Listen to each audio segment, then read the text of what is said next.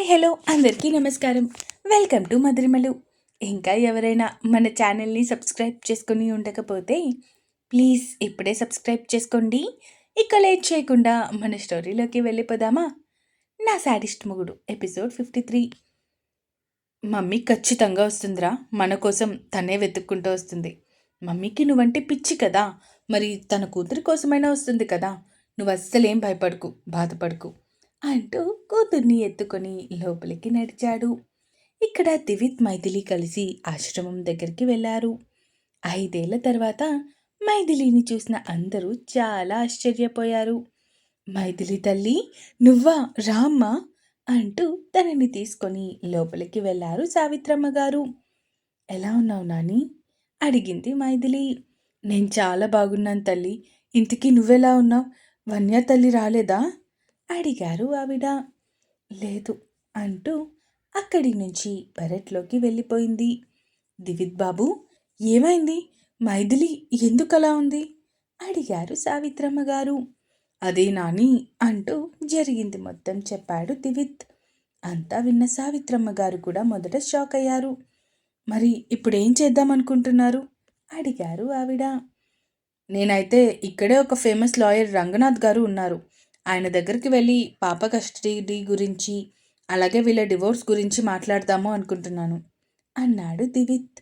మంచి పని నాన్న అన్నారు ఆవిడ. దివిత్ కూడా మైథిలి దగ్గరికి వెళ్ళి, మైథిలి ఫ్రెష్ అయి వస్తే మనం లాయర్ రంగనాథ్ గారి దగ్గరికి వెళ్దాం, సరేనా? మళ్ళీ ముందుగా వీరు అక్కడికి వెళ్తే ముందే మనం వెళ్తే బెటర్ అన్నాడు దివిత్. సరే అన్నయ్య, నువ్వు కూడా ఫ్రెష్ అయిపో అంటూ అక్కడి నుంచి తను ఒక రూమ్లోకి వెళ్తే ఇంకొక రూమ్లోకి వెళ్ళాడు దివిత్. ఇక ఇద్దరూ ఫ్రెష్ అయ్యి వచ్చాక సావిత్రమ్మ గారికి చెప్పేసి అక్కడి నుంచి లాయర్ రంగనాథ్ గారి ఇంటికి వెళ్ళారు. అన్నయ్య, ఇదేనా ఆయన ఇల్లు అడిగింది మైథిలి ఇంటి వైపు చూస్తూ. అవునరా, ఇప్పుడు ఆయన ఇంట్లోనే ఉన్నారంట అంటూ తనని తీసుకొని లోపలికి వెళ్ళారు. ఎవరు కావాలండి అడిగారు అక్కడే పనిచేస్తున్న తోటమాలి. లాయర్ రంగనాథ్ గారు కావాలి, అయ్యగారు లోపలున్నారు, మీరు ఇదిగోండి ఇక్కడ కూర్చోండి, నేను వెళ్ళి అయ్యగారిని పిలుచుకొస్తాను అంటూ వాళ్ళకి వరండాలో ఉన్న సోఫాలో కూర్చోబెట్టి ఫ్యాన్ ఆన్ చేసి లోపలికి వెళ్ళారు. ఒక 5 నిమిషాలకి అక్కడికి వచ్చారు ఒక 70 ఏళ్ల ముసలాయన. లాయర్ రంగనాథ్ గారు, నేనే లాయర్ రంగనాథ్ని, చెప్పండి అన్నాడు అతను. అది మీరు మా కేసు ఒకటి వాదించాలి. అవునా, ఏంటది? ఆస్తి తగాదాలా, లేదంటే మర్డర్ కేసా, విడాకుల కేసా అడిగారు అతను. అది నా చెల్లికి అతని భర్తకి విడాకులు ఇప్పించాలి, అలాగే మా చెల్లి కూతురు కస్టడీ తనకే వచ్చేలాగా చూడండి. పాప ప్రెజెంట్ వాళ్ళ డాడీ దగ్గర ఉంది, కానీ అతను డబ్బు మనిషి. పాప మీద ప్రేమతో తనని తన దగ్గర ఉంచలేదు, కేవలం డబ్బు కోసం మాత్రమే. అందుకే మీరే ఏదో విధంగా పాప కస్టడీ మాకు వచ్చేలాగా చూడండి అన్నాడు దివిత్. ఒక్క నిమిషం బాబు అంటూ అక్కడే ఉన్న తోటమాలిని చూస్తూ వెళ్ళి అమ్మాయిని పిలుచుకొనిరా అంటూ చెప్పడంతో అతను లోపలికి వెళ్ళిపోయాడు. అదేమిటంటే నా చెయ్యి కొంచెం బెనికింది, కేసు వివరాలు రాయడానికి నా కూతుర్ని పిలిపిస్తున్నాను, తను కూడా లాయరే, మీరు కంగారు పడకండి అన్నాడు రంగనాథ్ గారు. అయ్యో పర్లేదండి అంది మైథిలి చిన్నగా నవ్వి. ఒక 2-3 నిమిషాలకి అక్కడికి వచ్చింది మిథున. అదేనండి, మన వన్య పాపతో పాటు హైదరాబాద్ వరకు ట్రావెల్ చేసింది కదా తను. హలో అంటూ ఇద్దరిని మర్యాదపూర్వకంగా విష్ చేసి తన తండ్రి పక్కన కూర్చుంది. ఇప్పుడు మీరు నాకు ఒక్కొక్క డీటెయిల్ చెప్పండి. మీ చెల్లి పేరు మైథిలి, ఆమె భర్త పేరు రణ్వీర్. మైథిలి రణ్వీర్ల కూతుర పేరేంటి? వన్య అంది మైథిలి. వన్య పేరు విన్న మిథున ఒక్కసారిగా తల ఎత్తి మైథిలి వైపు చూసింది. ఏమైంది అడిగింది మైథిలి మిథున వంక చూస్తూ. రణ్వీర్ అంటే బిజినెస్ మ్యాన్ రణ్వీర్ గారేనా అనుమానంగా అడిగింది మిథున. అవును అతనే అన్నాడు దివిత్. మీ పాప ఫారిన్ నుంచి రీసెంట్గానే, అంటే 1 డే బిఫోర్ వచ్చింది కదా, తనే కదా అడిగింది మిథున. అవును, కానీ మీకు ఇవన్నీ ఎలా తెలుసు అడిగింది మైథిలి ఆశ్చర్యంగా. డాడీ, పాప ఇష్టపూర్వకంగా తన తండ్రి దగ్గర ఉండడానికి ఇంట్లో ఎవ్వరికీ చెప్పకుండా వచ్చేసింది.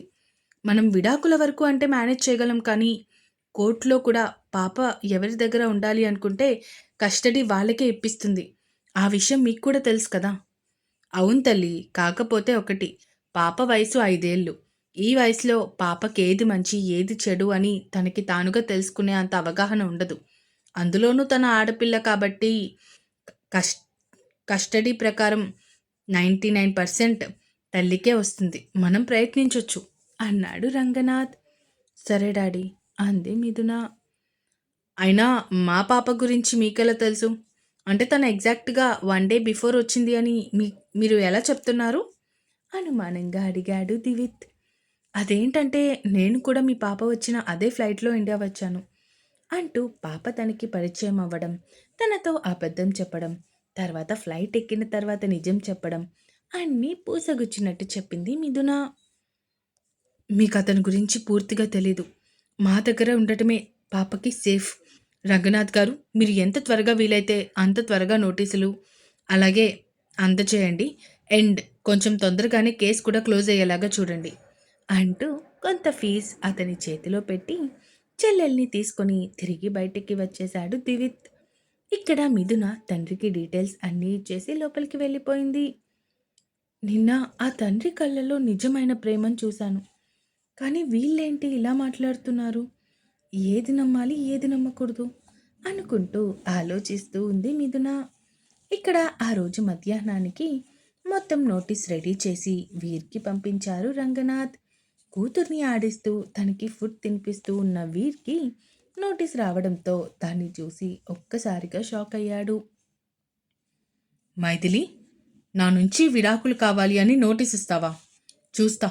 ఇప్పటి వరకు నీ మీద ప్రేమతో నువ్వు ఏం చేస్తూ ఉన్నా కూడా సైలెంట్గా ఊరుకున్నాను.